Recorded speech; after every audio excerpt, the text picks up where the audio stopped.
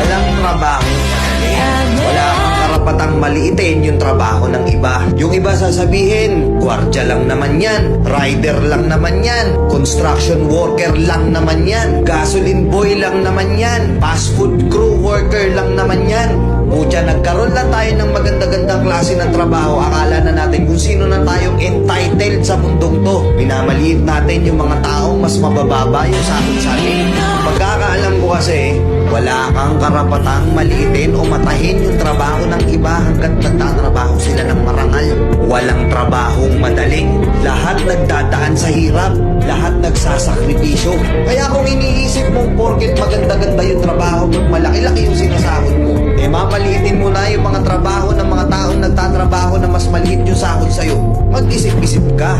Baka bawiin sa'yo yan. Baka biglang bumaliktad yung mundo at sila naman yung umangat. Kahit anong trabaho mo, magpakumbaba ka pa rin. Bilog ang mundo, hindi palaging nasa taas ka. Kaya hanggat maaari sa lahat ng oras, magpakumbaba ka.